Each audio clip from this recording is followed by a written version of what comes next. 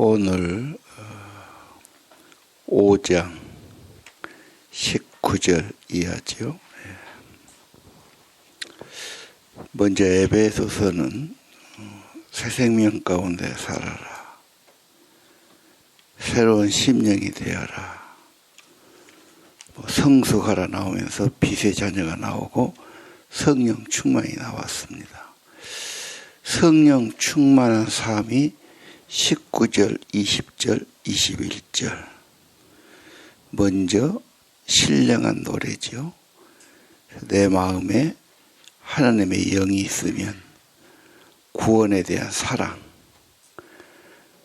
하나님에 대한 그런 응답,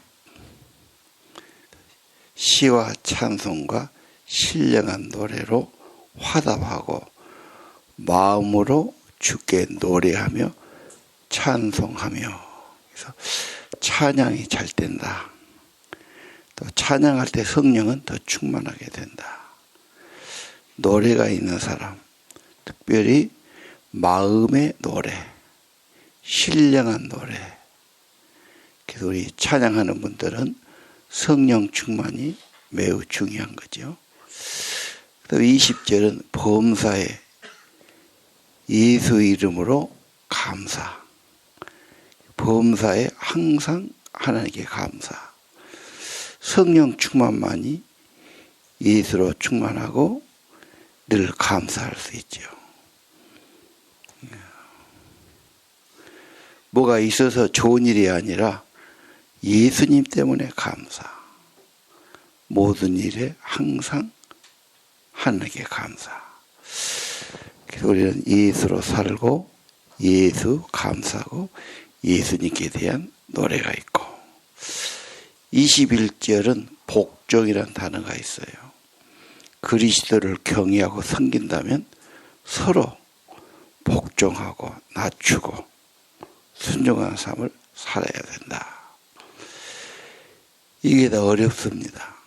그런데 언제나 전제는 성령 충만이다. 성령 충만은 그리스도로 충만하고 구원의 은혜로 충만하고 주님이 나를 주장해 주시고 지배해 주시고. 자, 그러면서 이제 가정생활, 남편과 아내들을 22, 23, 24절에 말하는데, 아내들이 이렇게 하는 건 먼저 성령 충만이 전제되어 있지요.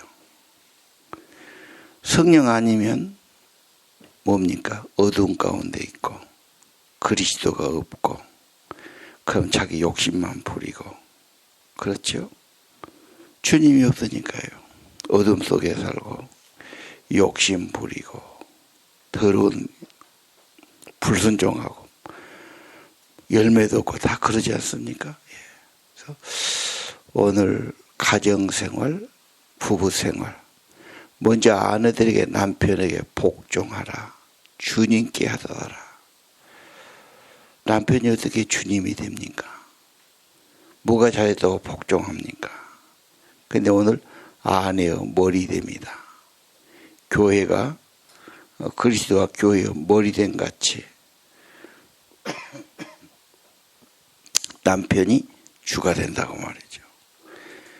그래서 24절에 교회가 하듯이 아내도 범사에 남편에게 복종하라. 참 쉽지 않지요. 갈수록 여자들이 이러면 참 싫어하는 시대고 그 어렵습니다. 그러나 성경에는 유명한 여자 사라가 아브라함을 그렇게 주로 이렇게 섬겼다. 그런 주석을 볼 수 있고요. 또 왜 이래야 되냐? 성경에 보면은 하나님이 사람을 지을 때 남자에게서 여자가 나왔다. 이게 고린도전서 9장에 있는 말씀이죠. 11장에 있는 말씀이죠. 그리고 여자가 남자를 위해서 창조되었다. 또 그런 구절이 있어요. 자, 남편에게 복종하라. 쉽지 않은 말이에요. 그러나 무시하거나 버려서는 안 됩니다. 하나님의 창조의 질서입니까? 왜 그렇게 해야 됩니까? 우리 가정의 머리가 됩니까? 베드로 3장에 경건한 여자 사라는 그렇게 해서 했다. 그러면서 사람이 겉을 꾸미기보다는 내면을 꾸미는 게 더 좋다. 머리나 옷이 단장이 문제가 아니고 속 사람을 온유하게 꾸미는 게 더 낫다. 그 말씀이 베드로 3장에 나옵니다. 자, 범사에 남자에게 복종할지니라. 존경할 것도 없고 나보다 못한 것 같고 내가 여자라는 이유 때문에 남편이 뭘 잘한다고 내가 복종합니까? 이건 옛날 2000년 전에 구시대적인 발상이 아닙니까? 이게 정말 하나님이 하신 원리입니까? 그러니까 고민을 해봐야 돼요. 그리고 주님의 말씀은 하나의 원리입니다. 그대로 하면 관계나 가정은 더 좋아지죠. 그리고 남편을 세우는 길. 가까이 있는 사람이 자꾸 무시하고 흠집내고 이렇게 하면은 남자는 더 쉽게 포기합니다. 여자보다. 그래서 세워지든지 주저앉든지. 그러나 자기 남자가 그렇게 주저앉고 방황하고 흔들리면서 행복할 여자는 없을 거예요. 그리고 그 집 애들도 자기 아버지가 그렇게 존중받지 못하고 무시당한 걸 볼 때 결국은 좋은 본이 될 수 없는 거죠. 좋은 가정 되기 어렵죠. 사람은 세워주면서 세워지는 거고 그럴수록 책임감도 갖고 더 성실하게 되고 더 세워지는 거죠. 그래서 지혜로운 사람을 만나면 그 여자는 그래도 남편을 소중히 여기고 세워주려고 그러고 세우고 이제 자꾸 갈등 가는 게 가지고 이제 넘어지게 만들고 낙심하게 만들고 주저앉게 한 것도 여자의 힘이다 이렇게 봅니다. 자, 오늘 23절 남편이 아내의 머리 됩니다. 대표자인가? 남편이 세워지는 만큼 자기도 세워지고 행복할까요? 평안할까요? 남편에게 순종하지 않고 계속 갈등하고 살면서 행복할까요? 평안할까요? 그리고 저는 복종이란 단어, 순종이란 단어는 사랑이란 단어로 표현하고 싶어요. 어떻게 사랑하느냐? 자녀는 부모에게 순종하라 그랬거든요. 부모 사랑이 어떻게 나타납니까? 가서 안아드리는 겁니까? 말로 하는 겁니까? 존중하고 순복하고 따라줌으로 사랑하는 거죠. 같다고 봅니다.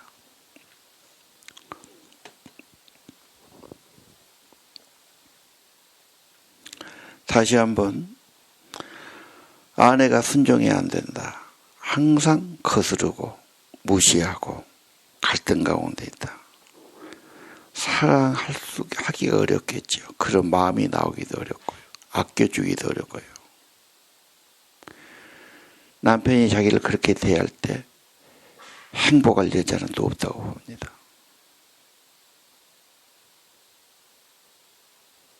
자, 아내들이요. 자기 남편에게 기도 제목이라고 말씀드릴게요.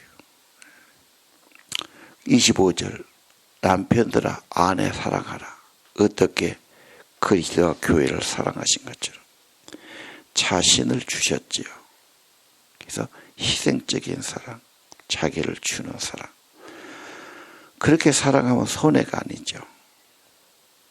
그것은 자기 몸이다. 29절 그러잖아요.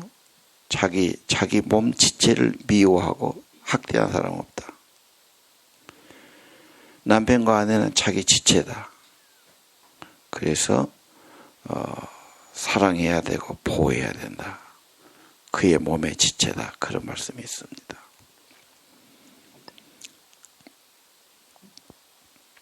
28절도 그랬죠. 남편 아내 사랑 자기 몸처럼. 아내를 사랑하는 것은 곧 자기를 사랑하는 것. 아내가 세워진 만큼 가정이 세워지고 자기가 세워지고, 아내가 행복해하면 가정이 행복해지고, 건강하면 건강해지고, 아프고 문제가 오면 가정이 어려워지지 않습니까? 그건 아내를 위한 일, 공동체다. 곧 나를 위한 일이다. 내 지체다 그러죠. 자, 25절 아내를 사랑하라. 정말 여자에게 필요한 사랑일까요? 그 말이 맞지 않을까요? 배려하든지 따뜻이 하든지 뭘 주든지 생각하든지 보호해 주든지. 어디 보면 남자는 주면서 남자다움을 느끼고 여자는 받으면서 더 행복해질 수 있다고 봅니다. 하나님의 원리가 아닐까요?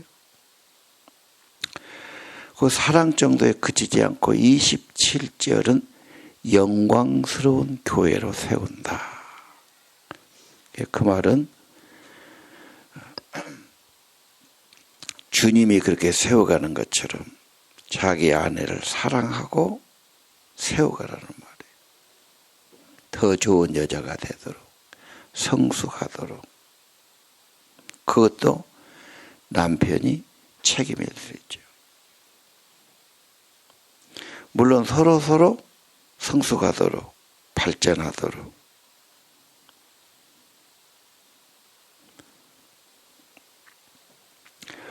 어려운 사람 만나면 점점 사람이 어려워지고, 좋은 사람 만나면 서로 세워줄 수 있다고 봅니다.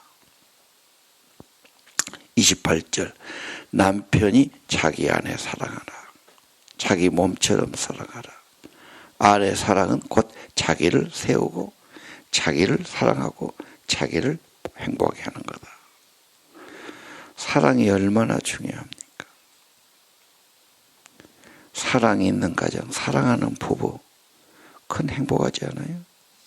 집이 좀 적어도 괜찮고 다른 건 좀 없어도 괜찮아요. 둘이가 사랑만 있다면 큰 더 행복하지 않을까요?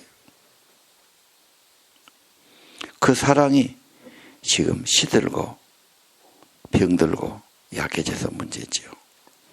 그래서 다시 한번 이 사랑의 문제는 1절 사랑받는 자녀 같이 사랑받았지요. 2절 그리스도가 너희를 사랑한 같이 주님의 사랑, 구속의 사랑, 십자가 사랑을 받았으니 사랑하라는 거죠. 받았으면 내 속에 그 사랑이 있겠지요. 근본 사람의 마음에 사랑이 있고 따뜻함이 있고 인정이 있고 애정이 있고 이게 인간답지 않아요?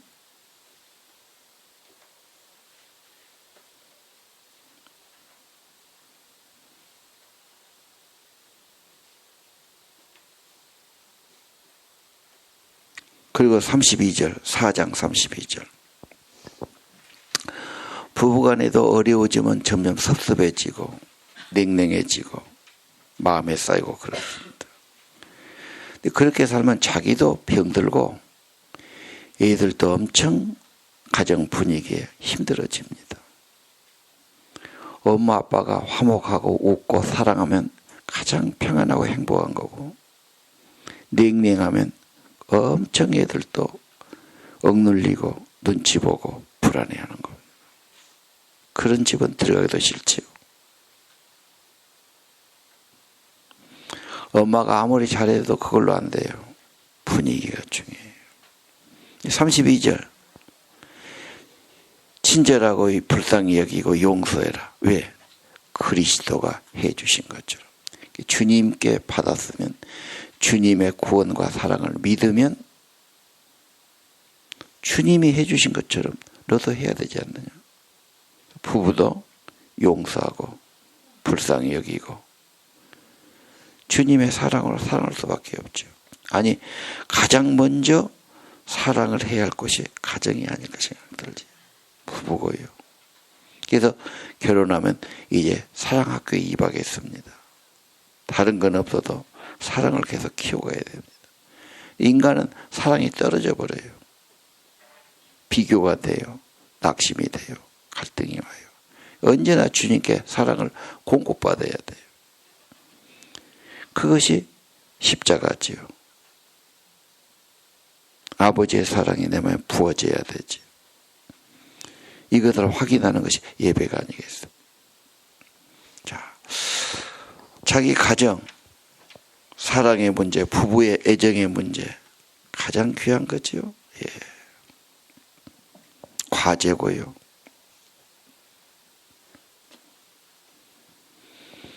오늘 주님께서는 아내들이여 남편에게 복종하기를 주께 하더라. 좌우지간 잘 안 돼도 기도라도 해보고 이게 정말 주의 원리입니까? 그렇게 하면 무슨 결과가 있습니까? 그러면 남편이 세워집니까? 남편이 더 사랑이 개발됩니까? 그렇죠. 자기 남편 누가 하겠어요? 25절 남편들아 아내 사랑하기를. 보통 사랑이 아니요. 희생하는 사랑이에요. 뭔가 희생을 보여줘야 돼요. 뭔가를 전부를 주는 그런 게 있어야 돼요.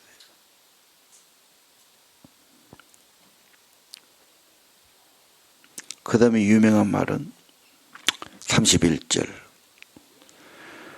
부모를 떠나 아내와 합하여 둘이 한 육체가 될지니라.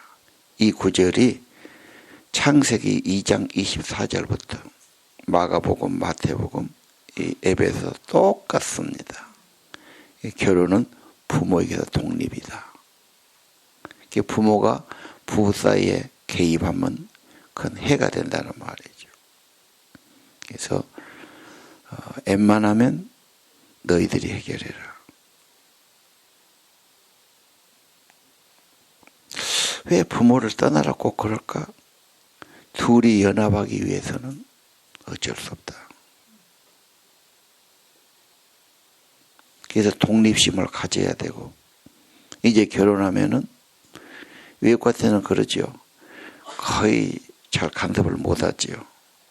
한국도 하면 좌우정 이게 빌미가 되고 갈등되기 쉽습니다.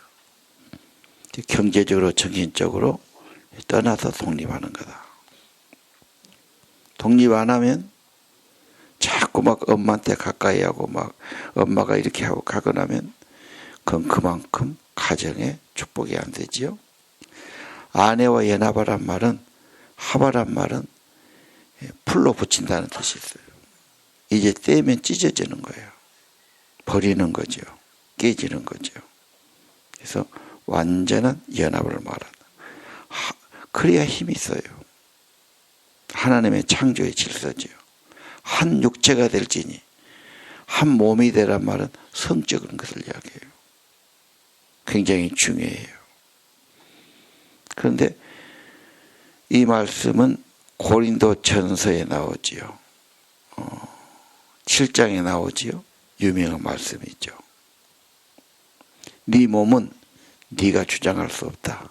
결혼하면 네 몸은 남편이 주장하고 아내가 그 몸을 주장하고 성적인 생활이죠. 지금 결혼이 편리를 위해서, 자기 유익을 위해서 결혼해서 안 맞으면 갈등하고 갈라서고, 그래서 성경에서 말하는 가정, 부부, 그리고 고린도에서 말하는 그 말씀 수십 번 읽어봐야 돼요. 하나님이 실수하고 잘못했을까? 정말 우리의 모든 걸 아시고 그분이 그렇게 말씀하셨을까? 고린도 7장 2절에서 5절 혼인의 의무. 성생활에 포함되는 거죠. 자, 그래서 32절 비밀을 말한데 그리스도와 교회. 결혼보다 더 중요한 것이 결혼도 한계가 있잖아요. 교회가 그리스도와 천국 혼인잔치에 들어가고 우리는 가정에서 머리 대신 주님께 정말 복종하고 서로 사랑하고 그리고 둘이 결혼도 결국은 헤어질 때가 오지요. 인간은 끝날 때가 오지 않습니다. 먼저 사회를 할 수 있고요. 그걸로 끝이 아니고 천국에서 혼인잔치. 그래서 계시록 19장에 주님의 혼인잔치 가는 결론을 말하고 있지 않습니까? 내가 혼자 산다. 부부가 없다. 나이가 많이 들었다. 괜찮습니다. 주님 나라에 가서 주님과 혼인잔치의 주인공이 될 것입니다. 그러나 마지막 부분, 그러나 우리 현실에 살면서는 자기 아내 사랑하기를 자기 몸처럼 하고 아내도 자기 남편을 존경하라. 사랑이 많으면 더 많아지고 존중한 만큼 세워지고 우리 가정의 자정의 주인공 나고 누가 와서 해주겠어요? 하나님의 원리와 가르침 따라서 집을 지어야 되겠지. 이 시대 원만하고 사랑 있고 질서가 있고 좋은 가정 세우는 것 참 귀한 숙제입니다. 젊은이들 결혼 생활 항상 불안하지요. 쟤들이 원리를 분명히 가지고 있나? 서로 그것을 하려고 기도하고 있나? 많은 갈등이 결혼해 옵니다. 야속하기도 하고 섭섭하기도 하고 그렇죠. 환상이 깨지기도 하고 그리고 남을 탓만하지요. 네가 왜 그러냐? 나한테 이래주냐? 돕는 배필을 생각 안 하고 바라는 배필만 돼가지고 그럼 당신은 못하는데. 그래서 1년에 2번이라도 이런 부부학교라도 잠시라도 해보려고 그러는데 또 젊은이들은 뭐 성경이고 뭐고 필요 없고 자기들이 잘 산다고 생각해요. 그래서 걱정입니다. 그래서 다음 토요일 날은 짧은 시간이지만 일단 한번 점검 한번 해보자. 그래서 특히 내가 주례한 사람들이 걱정이에요. 주례하면 잘 살아야지. 내가 주례한 데서 몇 쌍이 이혼했어. 아주 내가 비참하더라고 기분이. 함부로 주례 안 해야 되는데 사랑한다고 해서 해달라 해도 더 이상 확인하기도 그렇고 막 그래서 했는데 그냥 뭐 2, 3년 살다가 못 살고 헤어지고 뭐. 헤어지면 방황하는 거예요. 그렇지 뭐 헤어지고 뭐가 얼마나 좋겠어. 원망하고 방황하고 그러다 보니까 뭐 신앙생활도 잘 안 해야 되는 것 같고 어떤 애는 또 다른 사람하고 결혼해서 또 사사한 것도 같고 그러니까 자녀들이 비참해지죠. 자기 인생도 좋은 건 아니야. 물론 신중해야 되겠지만 오늘 원리대로 하면 점점 좋아진 건 사실입니다. 잘한다고 막 집도 사고 막 세간도 꾸미고 막 결혼이도 거창하게 아무 소용없다. 결혼의 원리 하나님의 그 결혼에 대한 설계 그대로 사는 게 중요하다. 근데 그런 것은 관심이 없어. 그냥 사진 멋지게 찍고 이쁘게 뭐 드레스 입고 신혼여행 좋은 데 갔다 오고 뭐 집안나 좋은 거 가지고 참 뭐 겉만 생각하죠. 사람이 겉만 사는 게 아니야. 근본은 철학이고 정신인데 성경의 원리 가지고 가야지. 어느 부분들 순탄하겠어요. 다 풍파가 있고 낙심이 있고 다 그만두고 싶고 그렇지 않은 가지 어디가 있겠어요. 그러면서 성숙해지고 뭐 그런 거 아니겠어요. 예. 누구도 완전할 수는 없죠. 그러나 주의 말씀. 자, 오늘 대전제는 18절이에요. 오직 성령의 충만. 사랑이 쉽지 않아요. 가정 쉽지 않습니다. 쉽다고 생각하면 그 어리석은 거예요. 정말 사랑의 영, 주의 성령 충만이 없이는 여러분 19절 보십시오. 늘 찬송하고 산다면, 범사에 감사하다면, 성령의 지배 때문에 서로 복종한다면 천국이 되지 않겠습니까? 성령이 없으면 뭐지요? 육신이 충만이죠. 자아지요. 성령의 열매는 사랑이고 평화고 기쁨이요. 갈라디아 5장. 육신의 열매는 정욕이고 시기하고 갈등하고 다투고 전부 그렇게 되는 거 아니에요. 여러분 가정이 육신의 사람들 그 결국은 갈등만 남지요.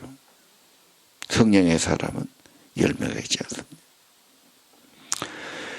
결혼은 어려운 겁니다. 제가 결혼에 대한 책을 수십 권 보는데 결혼처럼 어려운 것이 없다.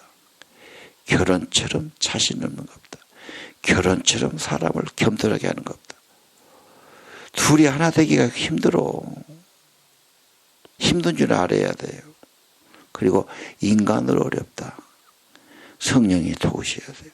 무릎 꿇어야 되고 성령이 오셔서 우리 마음에 같이 계시고 우리를 다스려 주셔야 돼요. 같은 비전 가져야 돼요. 또 이야기하죠. 기도가 없이는 마음과 마음이 연결이 안 된다니까.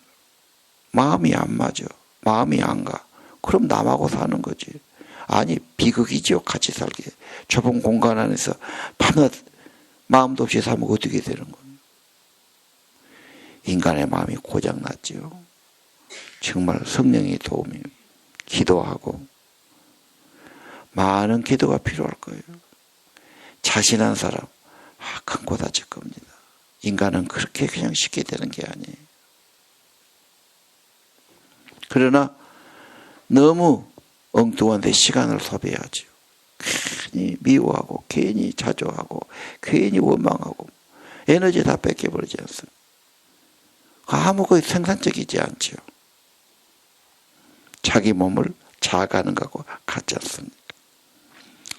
자, 오늘 그리스도 안에서 구속받은 것, 생명, 예수 생명이 오는 것, 주님과 동행하는 것, 성령 충만하는 것. 왜 그래야 되느냐? 당신의 결혼, 당신의 가정을 위해서 중요하단 말이에요.